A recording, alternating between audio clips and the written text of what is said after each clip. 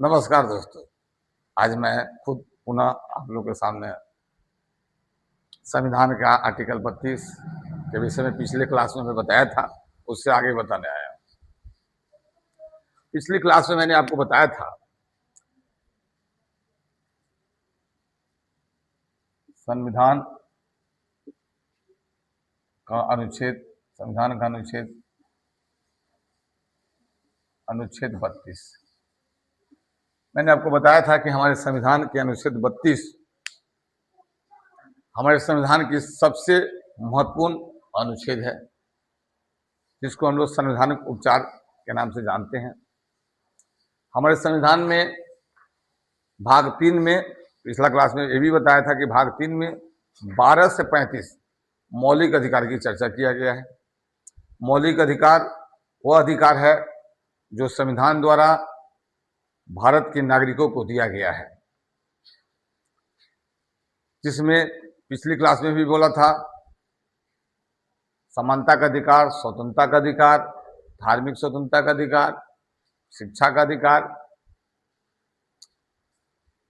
संवैधानिक उपचार का अधिकार, ये सभी दिया गया, अधिकांश दिया गया में हमारे भारतीय संविधान में दिया गया है। अगर हमारे अभिव्यक्ति को कोई ठेस पहुंचाता है, हमारी स्वतंत्रता को कोई ठेस पहुंचाता है, हमारी समानता में, देश के नागरिकों में समानता में अंतर देखता है, तो हमें संविधान के आर्टिकल 32 हमें यह पावर देता है, सुप्रीम कोर्ट को पावर देता है कि हम सब अपनी बात को मौलिक अधिकार के हनन के लिए डायरेक्ट सुप्रीम कोर्ट अनुच्छेद 32 के तहत जा सकते हैं। पिछला क्लास में मैंने बताया था। आज मैं बताना चाहता हूं कि अगर हमारे कोई मौलिक अधिकार का हनन कर रहा है, हमारी अभिव्यक्ति को कोई छीन रहा है, तो हम सुप्रीम कोर्ट में अनुच्छेद 32 के तहत जाकर सुप्रीम कोर्ट से आग्रह करके अपने मौलिक अधिकार के हनन की रक्षा के लिए निवेदन करेंगे, तो सुप्रीम कोर्ट हमें हमारे मौलिक अधिकार की रक्षा के लिए 5 प्रकार का रीट जारी कर सकता है। सुप्रीम कोर्ट भी कर सकता है और राज्य के उच्च न्यायालय भी कर सकता है, जिसको हाई कोर्ट कहा जाता है। सुप्रीम कोर्ट को उच्चतम न्यायालय कहते हैं, हाई कोर्ट को उच्च न्यायालय कहते हैं। सुप्रीम कोर्ट को यह पावर 32 के अंतर्गत दिया गया है, हाई कोर्ट को यह पावर 226 के तहत दिया गया है। और 5 प्रकार के रीट, कौन सा रीट सुप्रीम कोर्ट या हाई कोर्ट जारी करता है, इसके विषय में मैं आपको बताना चाहता हूं। और 5 रीट के विषय में बताना चाहता हूं कि जो हमारे मौलिक अधिकार का हनन को रोकता है, और सुप्रीम कोर्ट उसको रोकने के लिए 5 प्रकार के कौन कौन से रीट जारी कर सकती है, इसकी चर्चा मैं अभी करने वाला हूं। पहला है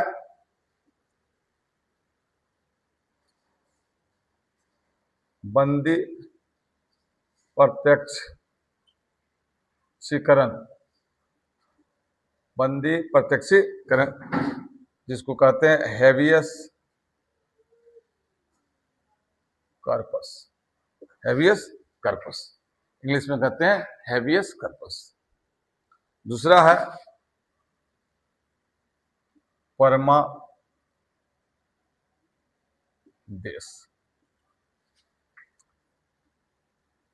मैंडामस। तीसरा है प्रतिषेध।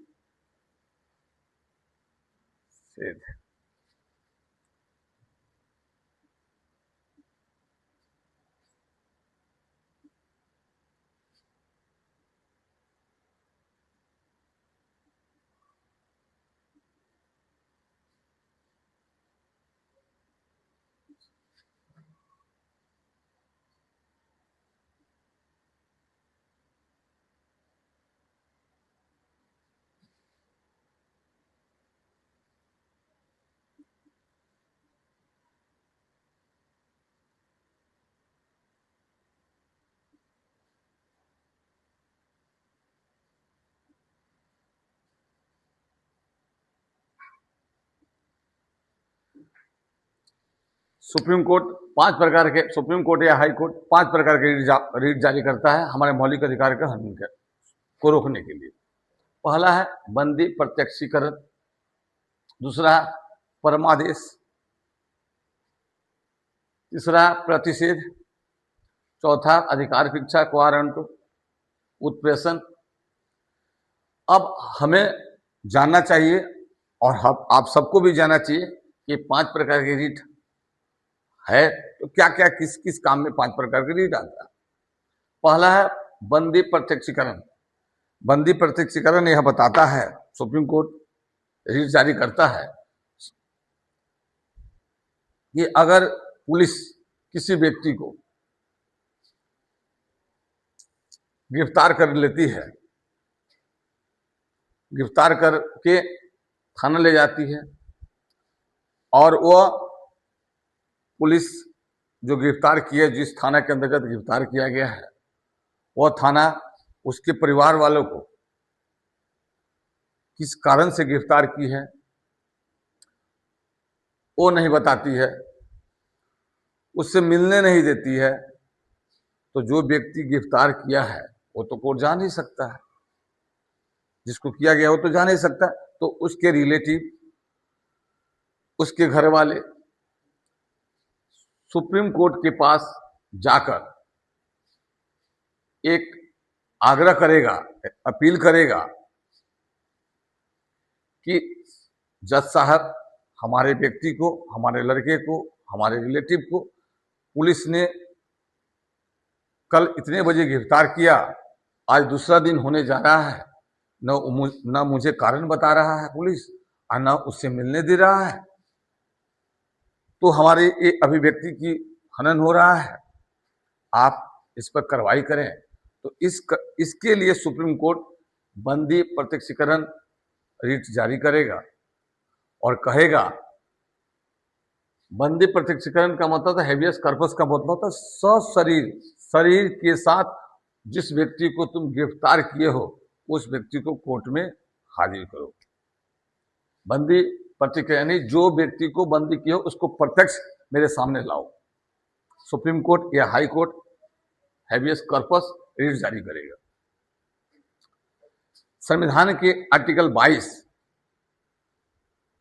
में दिया गया है कि अगर कोई पुलिस अधिकारी या पुलिस किसी व्यक्ति को पकड़ता है तो वह उस व्यक्ति को, पकड़े हुए व्यक्ति को 24 घंटा के अंदर, 24 घंटा के अंदर नियरेस्ट कोर्ट में, जो आप थाना के नजदीक जो कोर्ट हैं, जुडिशियल मजिस्ट्रेट हैं, उनके पास प्रस्तुत करना का नियम है।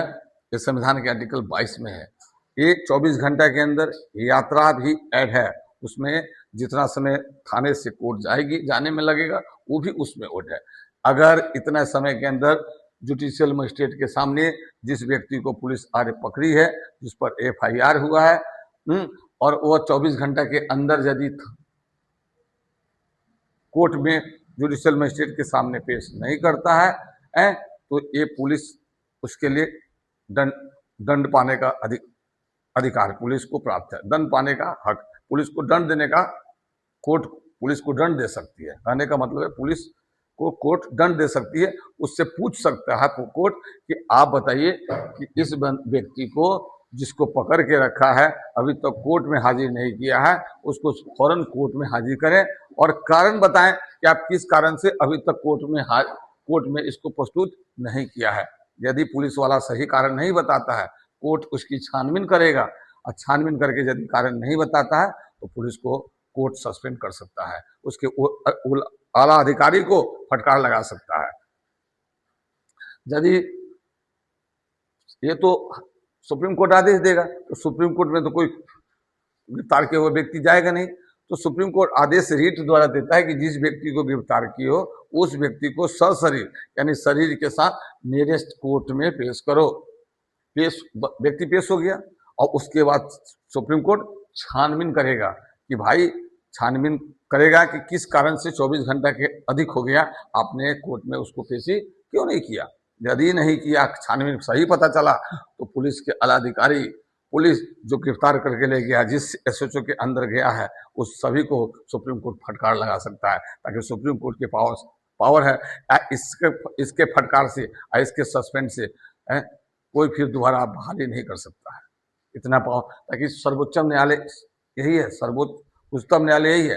अगर कोई न्यायालय, छोटा न्यायालय यदि किसी को दंड देता है तो ऊपर वाला न्यायालय उसको पलट सकता है, ताकि जो सबसे ऊपर वाला ही न्यायालय दंड दे तो उसको कोई पलट नहीं सकता है।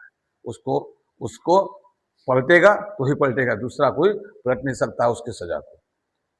इसलिए सुप्रीम कोर्ट से हर कोई हरकते हैं, हर कोई डरते हैं कि भाई यहाँ तो पसीना छूट जाता है पुलिसों को और बड़े बड़े अधिकारियों को।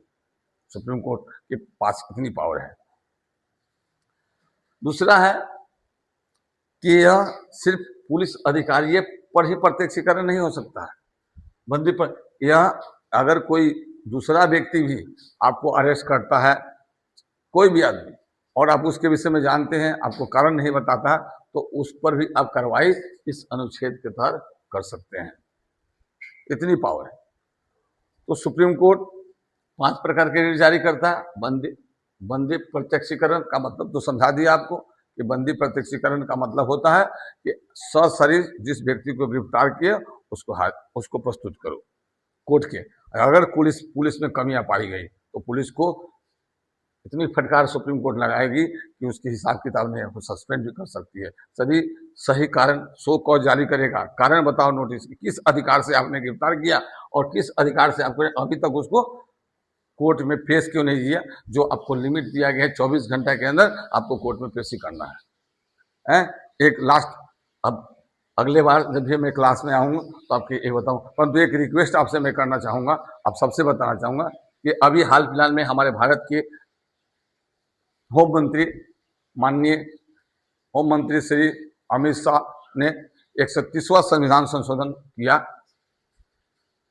130वां संविधान संशोधन किया और उसमें बताया, अमित शाह ने प्रस्तुत किया कि भाई अगर कोई सीएम, अगर कोई पीएम या भारत के कोई भी मिनिस्टर, मंत्री क्यों नहीं हो, चाहे वो मंत्री हो या लेफ्टिनेंट एलजी हो, उपराज्यपाल हो, अगर वो 30 दिन के अंदर जेल में रह जाते हैं तो 31वां दिन उनकी पद ऑटोमेटिक समाप्त हो जाएगी। इन्होंने एक संशोधन बिल पास किया, लोकसभा के पटल पर रखा, राज्यसभा के पटल पर रखा, 130वां। परंतु मैं भारत सरकार से अनुरोध करना चाहता हूं कि सर, आप इतने संशोधन बिल लगा रहे हैं, करना चाह रहे हैं, अच्छी बात है, कीजिए, गलत चीज को हटाइए, अच्छा चीज को उसमें लिखिए, संविधान में लिखिए।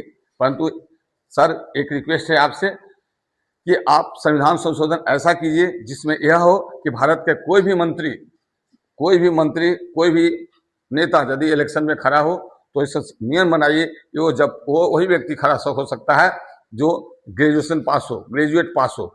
इससे होगा कि देश में शिक्षित लोग नेता बनेंगे और देश की भलाई के लिए उनकी सोच अच्छी होगी। यदि शिक्षित होंगे तो सोच अच्छी होगी। अब जानते हैं कि यदि एक प्यून किसी ऑफिस में चपरासी के लिए बहाली होती है तो उसमें मैट्रिक पास, 10वीं पास मांगा जाता है। बॉर्डर पर सैनिक लड़ते हैं, वो 10वीं पास मांगा जाता है। तो यह कैसा नियम है सर कि बॉर्डर पर लड़ने वाले को लिए 10वीं पास, बाकी देश को चलाने वाले मंत्री, प्रधानमंत्री या कोई भी नेता वो अंगूठा छाप हो। तो ये तो देश का दुर्भाग्य है। तो आप संशोधन कर रहे हैं तो करिए, ये भी संशोधन कीजिए कि आप कोई भी आगे इस साल से, यदि अगले साल से जब भी आप लाइए, लिखिए, उसमें डालिए, संविधान संशोधन करिए कि अब कोई भी नेता बनेगा बिना ग्रेजुएट हुए नहीं बनेगा। जब तक वो बीए पास नहीं करेगा, इलेक्शन लड़ने का अधिकार उसको प्राप्त नहीं होगा। इसलिए मैं भारत सरकार से अनुरोध करूंगा कि जिससे हमारा देश उज्जवल बनेगा, देश के मंत्री लोग पढ़े लिखे होंगे तो मंत्री पढ़े लिखे होंगे तो देश में सुधार होगा, देश का विकास होगा। हाँ, अगर मंत्री पढ़े लिखे नहीं होंगे और वो देश के राजा बनेंगे तो सुधार नहीं होगा। इसलिए यदि प्यून क्लास के नौकरी के लिए, चपरासी, लाठी चलाने वाले पुलिस के लिए यदि 10वीं पास हुआ है तो फिर देश को चलाने वाले नेता के लिए उसके लिए एजुकेशन क्यों नहीं जरूरी है, उन्हें अंगूठा छाप क्यों जरूरी है। तो सर संविधान में संशोधन कीजिए और उसमें लिखिए कि अब आज के बाद या इस तारीख के बाद पास करिए कि अब कोई भी व्यक्ति नेता तभी बनेगा, जब नेता में इलेक्शन में तभी खड़ा होगा जब वो ग्रेजुएशन पास नहीं करेगा। तब तक के लिए जय हिंद, जय भारत।